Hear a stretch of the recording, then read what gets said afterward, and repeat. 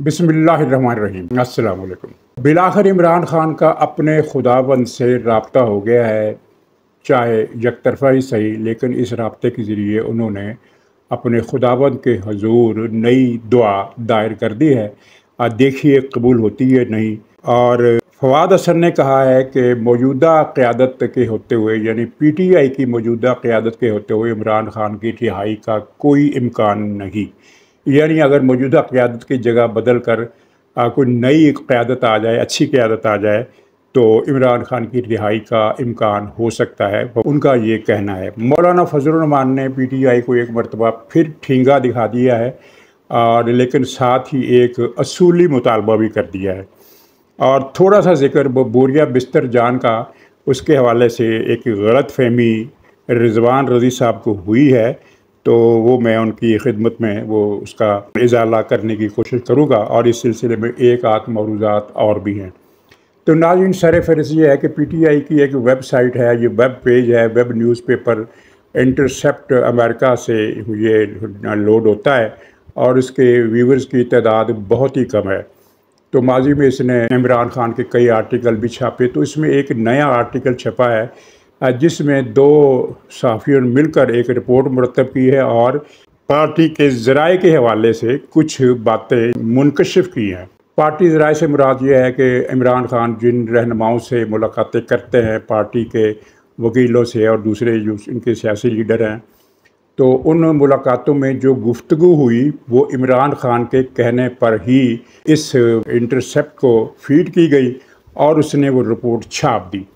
और इस रिपोर्ट में इमरान खान ने दो तीन बातें की हैं जो गलत है। मसलन ये कहा कि मुझ पर कातलाना हमला जनरल हाफिज़ आसिम मुनीर ने कराया, जबकि ये हमला जब हुआ था वज़ीराबाद वाला नाम नहाद कातलाना हमला, जिसमें वो इमरान इस्माइल की कमीज़ से या पजामे से कोई 7-8 गोलियां निकली थी ये इस तरह का कातलाना हमला था।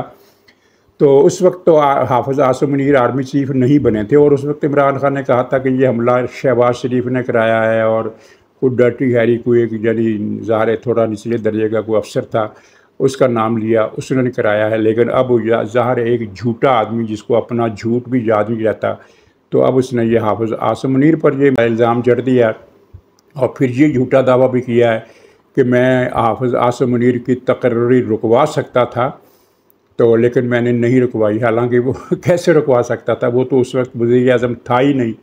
आरिफ उल्वी के ज़रिए समरी रुकवाने की शायद ये बात कर रहा है, लेकिन आरिफ उल्वी समरी को रोक नहीं सकते थे। कोई भी सदर समरी को रोक नहीं सकता, इल्तवा में डाल सकता है 8-10 दिन के लिए, और जब ये इल्तवा का वक्त गुजर जाएगा तो वो तकर्री खुद ब खुद हो जाती है। ये दूसरा झूठ बोला। लेकिन अमेरिका को खुदाबंद मानकर उसने जो दुआ की है अपने रब के हुजूर, वो ये है कि जनरल हाफिज़ आसिम मुनीर समेत फ़ौज की सारी क़यादत, उसने अल्फाज इस्तेमाल किए हैं पाकिस्तान के फ़ौजी हुक्मरान, मिलिट्री रूलर्स, और मिलिट्री रूलर्स में ज़ाहिर सिर्फ हाफिज़ आसिम मुनीर ही नहीं आते। अव्वल तो ये इस्तिलाह गलत है, मिलिट्री रूल नहीं है पाकिस्तान में, पार्लियामेंट की हुकूमत है, सदर है, वज़ीर आज़म है, लेकिन चलिए उसी की ज़बानी। तो मिलिट्री रूलर्स में आर्मी चीफ़ और फ़ौज के कोर कमांडर और सारे वो जो अस्करी क़यादत है, ख़ास एजेंसियों के जो सरबराह हैं, वो भी इसमें आ जाते हैं। इन सब पर अमेरिका पाबंदियाँ लगवाए। इससे पहले अमेरिकी पार्लियामेंट कहना चाहिए, वो जो हाउस ऑफ रिप्रेजेंटेटिव्स होता है, ईवान नुमाइंदगान, वो दरअसल एक किस्म की पार्लियामेंट होती है। तो अमेरिकी पार्लियामेंट में इमरान खान के हक़ में एक करारदाद मुत्फ़िक़ा तौर पर, यानी सिर्फ 2% अरकान ने उसमें वोट नहीं दिया, बाकी सब ने वोट दिया।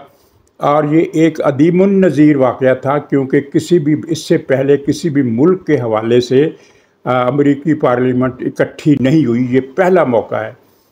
सिर्फ एक इंटरनेशनल इवेंट था, यानी वो जो 9/11 का हमला था, उस पर ये पार्लियामेंट ने मुश्तरका करारदाद पास की थी, और अब ये दूसरा वाक़या है। इसका मतलब ये है कि ये इस मरतबा भी अमेरिका के सामने कोई ऐसा वाक़या है जो 9/11 से के बराबर है या 9/11 से भी बढ़कर है।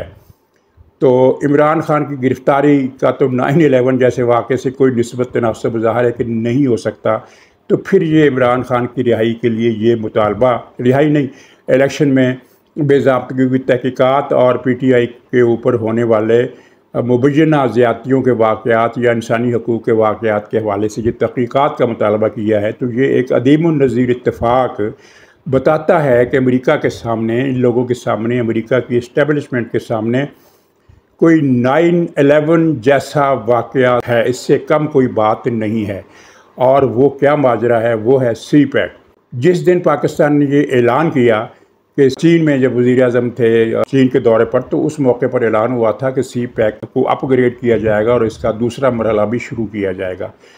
उसके कुछ दिनों के बाद ये अमेरिकी पार्लियामेंट में ये करारदाद आ गई। इसका मतलब ये है कि अमेरिका सी पैक को उतना ही अहम और अपने लिए एक ख़तरनाक मामला समझता है जितना कि उसने 9/11 को समझा था। फ़र्क ये है कि 9/11 की जंग में अमेरिका ने पाकिस्तान को अपने साथ शामिल कर लिया था, लेकिन सी पैक की जंग में अमेरिका का हमले से मुराद जहाज़ों और बमबार तैयारों का या फ़ौजी हमला नहीं है, बल्कि जो भी हमला आप समझ लीजिए, माली हमला, सिफारती हमला। तो 9/11 के बरअक्स इस मरतबा हमले का हदफ पाकिस्तान है और इमरान खान इस पाकिस्तान के ख़िलाफ़ इस साजिश में एक बहुत ही मामूली सा चेहरा है। यानी उसके चेहरे को इस्तेमाल करते हुए अमेरिका ने दरअसल सी पैक के ख़िलाफ़ अपने बुग़्ज़ का ऐलान किया है। और लेकिन पाकिस्तान ने अगले दिन ही पार्लियामेंट में जवाबी करारदाद पेश करके अमेरिका के इस हमले को नाकाम बना दिया है और अमेरिका को बता दिया है कि सी पैक पर कोई कंप्रोमाइज़ आपसे नहीं हो सकता और आपने जो कुछ करना है तो उसका खुमियाजा भी फिर आप ही को भुगतना पड़ेगा।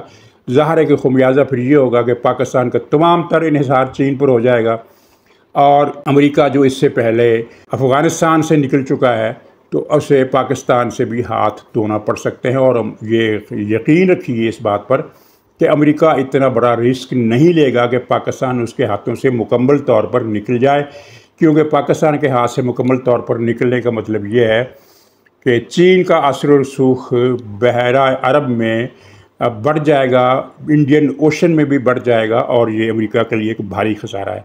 तो बहरहाल अब इमरान खान ने वो जो हकीकी आज़ादी का नारा था और ये जो नारा था कि अमेरिका ने मेरी हुकूमत चेंज कराई, तो अब वो बयानिया ख़त्म हो गया, उलट गया है और इसके बजाय इमरान खान ने इकरार कर लिया है कि अमेरिका से उसकी दुश्मनी नहीं है, बल्कि अमेरिका से उसका आबद और मबूद का रिश्ता है। आबद ये है इमरान खान और मबूद हकीकी है अमेरिका। तो ये मबूद हकीकी क्या इन इमरान खान के इस मुतालबे पर पाबंदियाँ लगाएगा? तो वो जो मैंने कहा था ना कि राब्ता हो गया एक तरफ़ा, तो राब्ते से मुराद ये है कि ये आर्टिकल जब अमेरिका से छपने वाली एक वेबसाइट पर आ गया तो ज़ाहिर अमेरिका के हुकाम तक पहुँच गया। इमरान खान ने अपने मबूद हकीकी से जो दुआ मांगी वो मबूद हकीकत तक पहुँच गई। अब वो दुआ कबूल करने की पोजीशन में है या नहीं है, तो ये बड़े भारी सवालात हैं और इनका जवाब मेरे ख़्याल में तो नहीं में है। और इमरान खान ने पाकिस्तान में ख़ुद को मज़ीद नंगा कर लिया है। अब मुझे उन दानश्वरों की समझ भी नहीं आती जिन्होंने 2 साल गला फाड़ फाड़ कर टीवी स्क्रीनों पर लोगों के कान ख़राब कर दिए थे, कान बहरे कर दिए थे कि देखो ये पहला मर्द हुर है जिसने अमेरिका के ख़िलाफ़ नारा बुलंद किया है, जो पाकिस्तान की आज़ादी चाहता है, जो अमेरिका पर इन्हिसार ख़त्म करना चाहता है, जो अमेरिका को इस इलाके से निकालना चाहता है और रूस के साथ मिलकर नया आलमी इत्तेहाद बनाना चाहता है और पाकिस्तान को एक आज़ाद मुल्क बनाकर रियासत मदीना बनाना चाहता है। वो दानश्वर अब क्या जवाब देंगे इस बात का कि इमरान खान ने तो अमेरिका को अपना मबूद हकीकी मान लिया है। इसके जो रेपरकशंस होंगे वो इमरान खान के ख़िलाफ़ जाएंगे, जैसे कि पहले ख़िलाफ़ जाते रहे। मैंने कई महीने पहले ये कहा था, शायद कॉलम में लिखा था कि जब किसी के दिन बुरे आते हैं तो उससे फिर हर काम उलट होता है। वो ख़ुद उल्टे काम करता है, ख़ुद ऐसे कदम उठाता है जो इसे मज़ीद दलदल में फंसाते हैं, मज़ीद वो धंसता चला जाता है। तो इमरान खान के साथ 2 साल में यही हुआ। इसने जो भी कदम उठाया, ये अलग बात है कि इसके उठाए गए हर कदम पर इसका मीडिया, टीवी एंकर हर कदम पर उन्होंने ये कहा कि देखो इमरान खान ने एक और कार्ड खेल दिया, लेकिन फिर उसका नुकसान इमरान खान को हुआ और जितने भी कार्ड इसने खेले उसमें से हर एक कार्ड इमरान खान को मज़ीद तबाही की तरफ लेकर जाता रहा। मुझे याद आ गया, यानी वैसे तो बहुत सारे वाक़यात हैं ना, लेकिन एक वाक़या याद आ गया कि एक बड़े संजीदा किस्म के दानश्वर टीवी एंकर और बड़े वो यानी ख़ुद को बाखबर यानी ख़ुद को अहले नज़र समझने वाले एक चैनल पर वो बैठते हैं, आजकल कई चैनल बदल चुके हैं, तो उन्होंने कहा था कि अगर इमरान खान ने पंजाब असम्बली तोड़ दी तो फिर जनाब वफाकी हुकूमत चंद दिन से ज़्यादा कायम नहीं रह सकती। ये मुझे उसके अल्फाज याद है, चंद दिन से ज़्यादा कायम नहीं रह सकती। और फिर उसके बाद दूसरे टीवी एंकर्स ने भी ये फ़िक्रा इस्तेमाल किया और यही कहा कि अगर इमरान खान ने पंजाब असम्बली तोड़ दी तो फिर ये सिस्टम गया, फिर कोई दुनिया का कोई मोजज़ा ही इस हुकूमत को बचा सकता है, शहबाज हुकूमत को। तो मैंने उस वक्त एक विलाप किया था कि इमरान खान ने अगर पंजाब असम्बली तोड़ दी तो कुछ भी नहीं होगा, उल्टा इसका नुकसान होगा। और उसकी वजह मैंने क्या बयान की थी, मैंने उसका तज्ज़िया नहीं किया था, मैंने तज्ज़िया नहीं किया था, मैंने कहा था कि चूँकि इमरान खान के बुरे दिन हैं और इसलिए ये जो भी कदम उठाएगा वो चाहे बज़ाहिर सही नज़र आता हो, वो उसका इसको नुकसान ही पहुंचेगा। और उसके बाद फिर यही हुआ। अब इसने जो आर्मी चीफ और फौजी अस्करी क़यादत और फ़ौज के अहदेदारों के पर पाबंदियाँ लगाने, यानी उनके असासे ज़ब्त करने, उनके बैंक अकाउंट मुजमद करने, ये सारी चीज़ें इसमें शामिल होती हैं। ये मुतालबा किया है, ये इसके लिए पहले से ज़्यादा ख़तरनाक मुज़मरात लेकर आएगा। पता नहीं उसने किस तरंग में आकर, और तरंग यही थी कि अमेरिका पार्लियामेंट में जो करारदाद पास हो गई है, उसके बाद इसने समझा कि ये सारा मेरा चमत्कार है। हालांकि बेशक उसने लॉबियाँ की, बेशक ये पाकिस्तान की दुश्मनी में यहाँ तक चला गया इमरान खान, लेकिन अमेरिका ने इसका नाम इस्तेमाल करके दरअसल सी पैक को 9/11 बनाने की कोशिश की। तो नाज़रीन, ये फवाद चौधरी साहब हैं, वो पीटीआई में दाखिल होना चाहते हैं, वो पीटीआई उन्हें लेने पर तैयार नहीं, लेकिन इतलात ये हैं कि वो शामिल बिल आखिर हो जाएगा। तो उसने कहा है कि पीटीआई की मौजूदा क़यादत के होते हुए इमरान खान के बाहर आने का कोई इम्कान नहीं है। तो मैंने इस पर दो फ़िक्रे कहने हैं। एक फ़िक्रा तो ये कहना है कि ये जो मौजूदा क़यादत है ये किसकी लाई हुई है, ये क्या हाफ़िज़ आसिम मुनीर ने इसको टीम बना कर दी थी कि तुम्हारे जेल में जाने के बाद ये लोग लीडर होंगे पार्टी के? ये इमरान खान का अपना इंतखाब था, और माजी में भी इमरान खान कह चुका है कि मैंने अब अच्छी टीम का इंतखाब नहीं किया। यानी एक शख्स, एक ऐसा लीडर जो हर मौके पर ऐसी टीम मुंतखब करता है जो उससे दगा कर जाती है, या जो नालायक होती है, या जो बदनीयत होती है, या निकम्मी होती है, तो उस टीम को मुंतखब कौन करता है, उस टीम को नामज़द कौन करता है? इमरान खान करता है। इसका मतलब यह है कि इमरान खान ख़ुद निकम्मा स्टूपिड किस्म का लीडर है, जिसको ये भी पता नहीं चलता कि किस ओहदे पर किस आदमी को लगाना है। और दूसरा फ़िक्रा मेरा ये है कि अगर ये क़यादत तब्दील हो जाए, जिस तरह के फवाद साहब का कहना है कि ये क़यादत तब्दील करनी चाहिए, तब्दील हो जाए, नई क़यादत आ जाए, नई क़यादत कहाँ से आएगी? यही लोग होंगे ना। चलिए हम मान लेते हैं कि नई क़यादत बहुत बेहतर आएगी, तो वो क्या तीर मार लेगी? जो तीर ये नहीं मार सके वो तीर वो भी नहीं मार सकेगी, नई आने वाली टीम भी कुछ नहीं कर सकेगी। जो पार्टी 2 साल के बाद इस नतीजे पर पहुंची है कि हमारी कॉल पर कोई आदमी बाहर नहीं आता, ये कॉल चाहे इमरान खान की तरफ से दी जाए, चाहे वो क्या नाम है बुशरा बीबी की जो है बहन मरियम रियाज़ भट्टू, इस तरह का कोई नाम है, चाहे उसकी तरफ से आए, चाहे अब अलीमा खान की तरफ से आए, चाहे पार्टी की मौजूदा क़यादत की तरफ से आए, हर तरह की कोई मेरे ख्याल में 50 के करीब तो गिनती पहुंच गई है पिछले 2-2.5 वर्षों में इन जो इन्होंने कॉलें दी है। तो 50 कॉलों पर लोग नहीं निकले, एक भी कॉल पर लोग नहीं निकले। तो अब इस पार्टी को अंदाज़ा हुआ है, ये पार्टी के लीडरों के बयानात से लगता है कि उन्हें अंदाज़ा हो गया कि हमारी कॉल पर लोग नहीं निकलते। अब ये बहाने करते हैं कि जनाब गर्मी बहुत है, तो जनाब जो नवंबर दिसंबर आएगा तो कहेंगे सर्दी बहुत है, जुलाई अगस्त आएगा तो कहेंगे कि बारिशें हो गई हैं, और मौसम आएगा स्प्रिंग का, बाहर का मौसम आएगा तो ये कहेंगे कि लोग जनाब बागों पार्कों में फूल देखने के लिए पहुंचे हुए हैं, तो इस तहरीक के लिए कौन आएगा? तो ये इस तरह की इस बातें चलती रहेंगी। नाज़रीन, मौलाना फजल रहमान ने पीटीआई को एक मरतबा फिर ठिंगा दिखा दिया। पीटीआई वाले 2-3 दिन पहले बड़े खुश थे कि मौलाना ने मुज़ाकरात के लिए कमेटी भी बना दी है, और इत्तेहाद के लिए कमेटी बना दी है, और इत्तेहाद के लिए एक शरायतनामा भी इरसाल कर दिया है, और वो शर्तें बड़ी आसान है, पीटीआई मान जाएगी और बस इत्तेहाद हुआ कि हुआ। मैंने हमेशा ये कहा है कि मौलाना फजल रहमान पीटीआई को से खेलते रहेंगे, उसके साथ इत्तेहाद नहीं कर सकेंगे, नहीं करेंगे। उसकी वजह क्या है?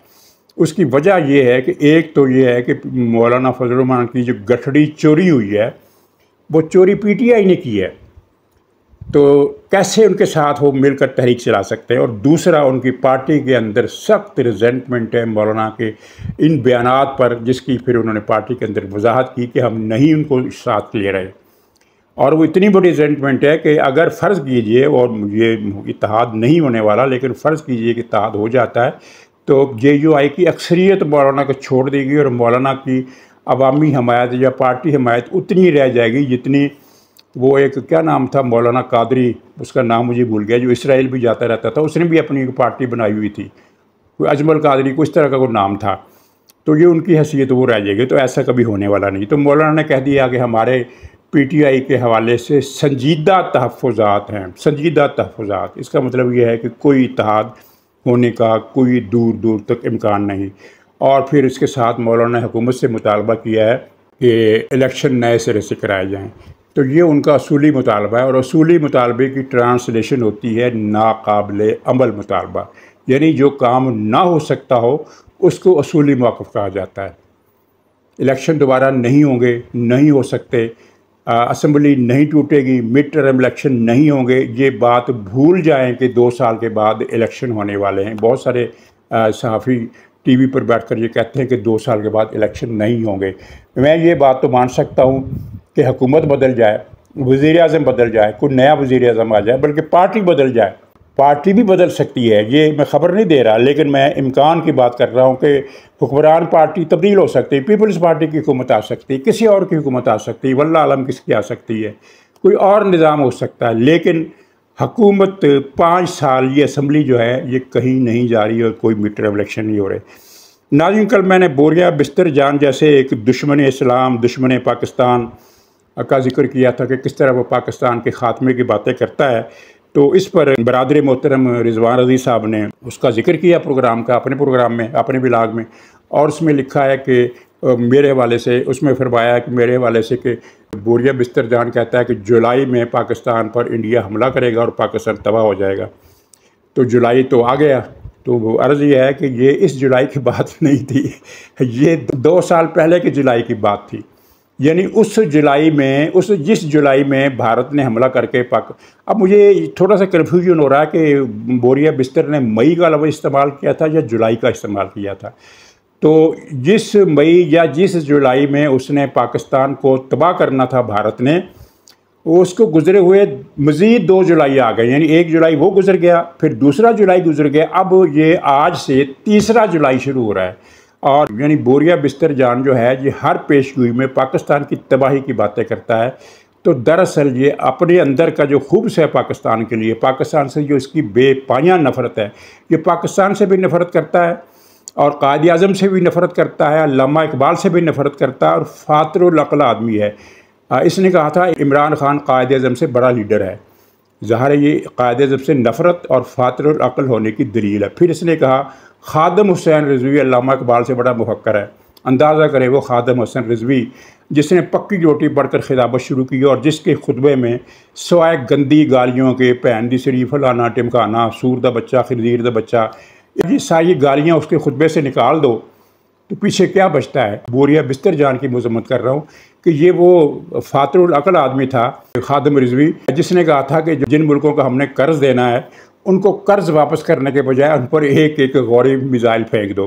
तो ये इस तरह का फातरुल अक़ल आदमी था। उसको अल्लामा इकबाल से बड़ा करार दे दिया, उसको इमरान खान जैसे नशई, शराबी, जानी, बदकार आज़म को कायद-ए-आज़म से बड़ा लीडर करार दे दिया।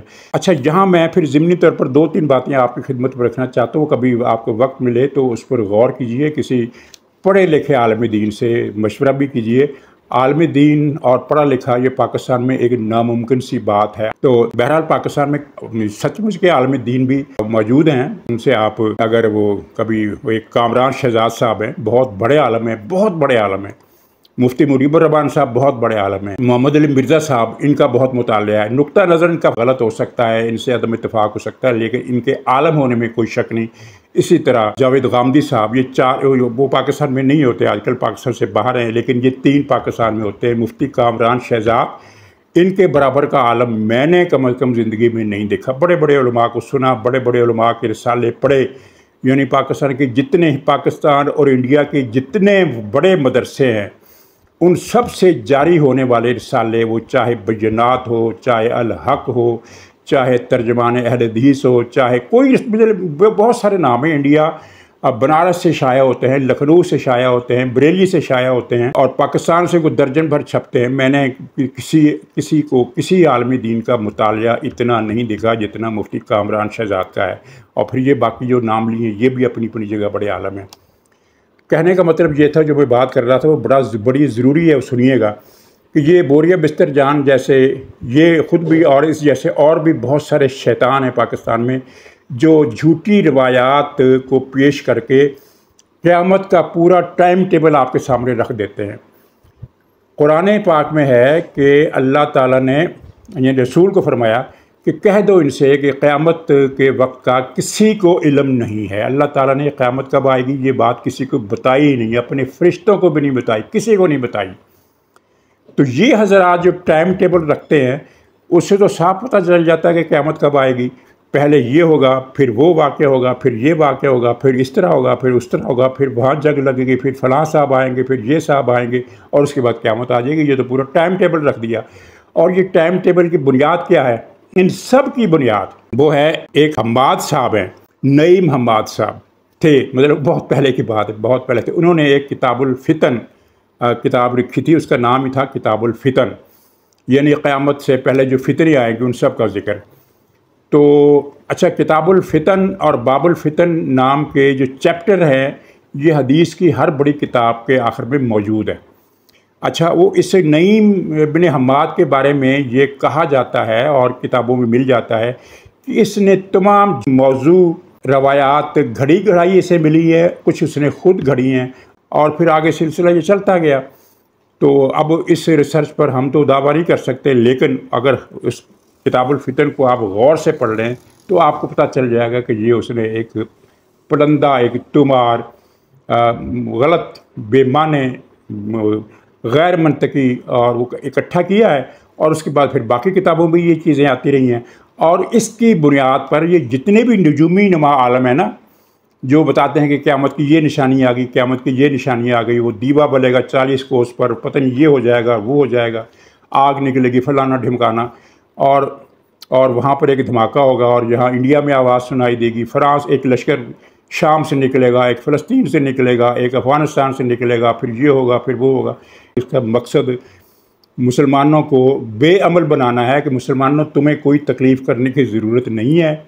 क़यामत के दिन खुद ब खुद इस्लामी निज़ाम नाफज हो जाएगा, सारे यहूदी खुद ब खुद मर जाएंगे। भाई फ़लस्तीनी यहूदियों को मार रहे हैं, मारने की कोशिश कर रहे हैं, जवाबी कार्रवाई कर रहे हैं। अपने 40,000 उन्होंने कुर्बानियाँ दी हैं, और चंद हज़ार उन्होंने इसके बदले में इसराइल के मारे। इसराइल कमज़ोर हो गया है, कोई मुल्क उठेगा, फ़लस्तीनियों की मदद करेगा, इसराइल के ख़िलाफ़ कार्रवाई करेगा, या कोई आलमी दबाव ऐसा आएगा तो इसराइल ख़त्म हो जाएगा, वरना इसराइल क़यामत तक बाकी रहेगा। सीधी सादी बात है। तो ये बस गुजारिशात थी, इनसे इत्तफ़ाक़ करना आपको ज़रूरी नहीं, लेकिन इस पर गौर करना मुनासिब है। नाज़रीन, इजाज़त दीजिए, इंशाअल्लाह ताला फिर मुलाकात होगी, तब तक के लिए खुदा हाफ़िज़।